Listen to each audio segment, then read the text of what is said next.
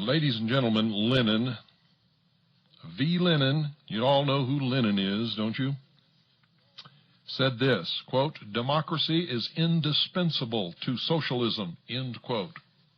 Now, why is that, do you think? Well, it's simply this, ladies and gentlemen. They're calling the United States a democracy now. It is not, never has been. It is a constitutional republic. A constitutional republic is where there is a balance of power. In the federal government, that balance consists of the executive branch, the judicial branch, and the legislative branch. In the election process, where we elect our representatives to go and take care of business for the state in Washington, D.C., we elect representatives. Our founders set this government up so that senators were picked by the state, not elected by the people. This would make sure that our constitutional republic could not become a democracy and thus turn into an oppressive, dictatorial, socialist state. For they understood the process well. The first step into turning the United States into a democracy was taking the power of the state to choose its own senators away and put it in the hands of the electorate, or the people. Whenever the people see that they can vote themselves whatever exists in the treasury, socialism quickly follows. For when the people find out that they can vote themselves whatever they want, and that's what's happening in the country today, people are voting themselves whatever they want, Congress is voting themselves whatever they want, everybody is moving this country more and more into socialism. With socialism eventually comes a dictatorship. With a dictatorship always comes fascism in its various forms, or total and absolute control and ownership by the state of everybody and everything, and that is known as communism.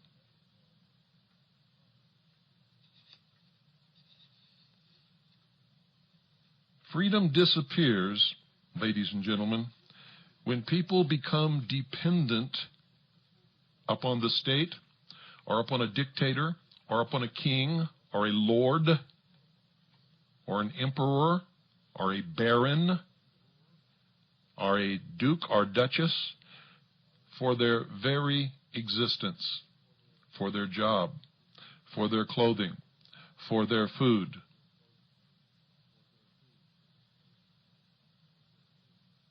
When this happens, people, without even realizing it, have become enslaved.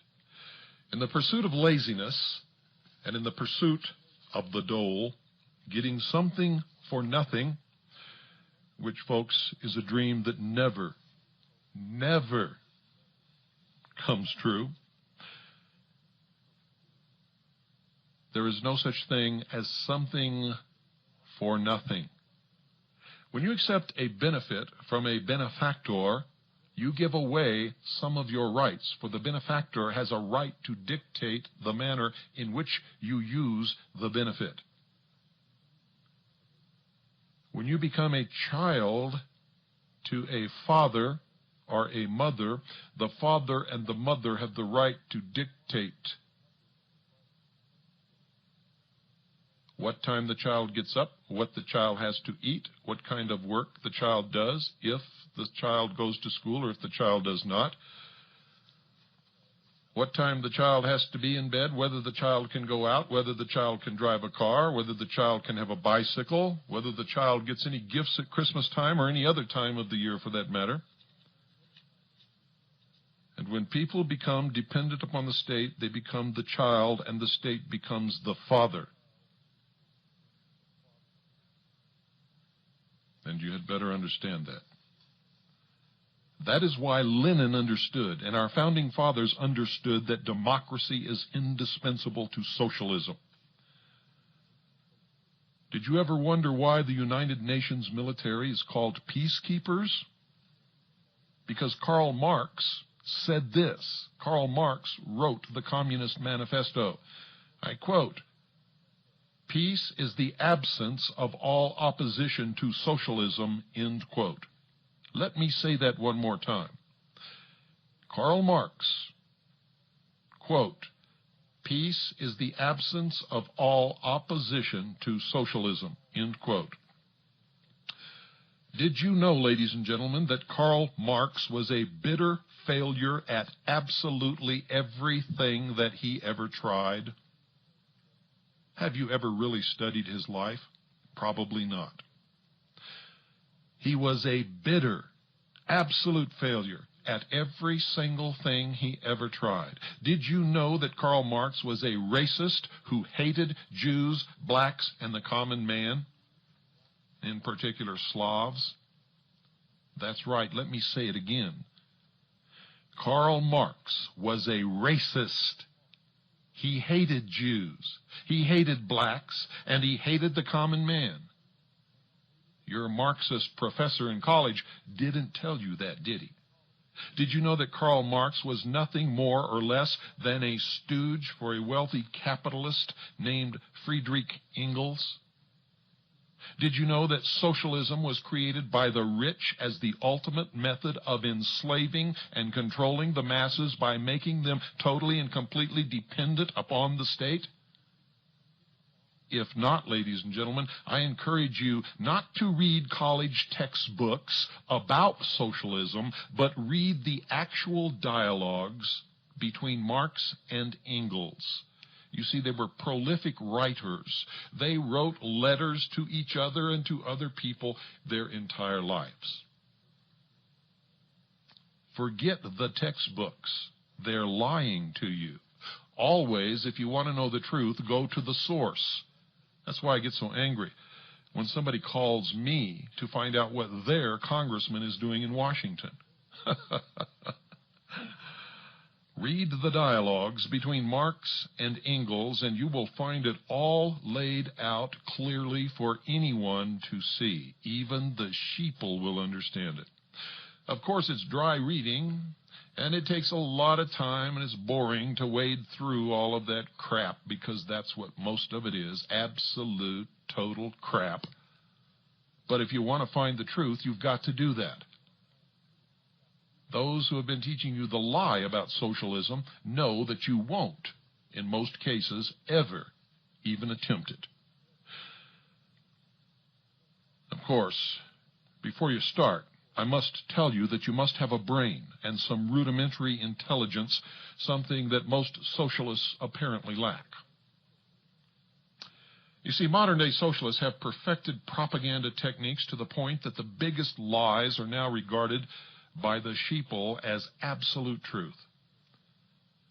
For instance, let me take one little common big lie that the socialists have foisted upon the American people, and they have swallowed hook, line, and sinker.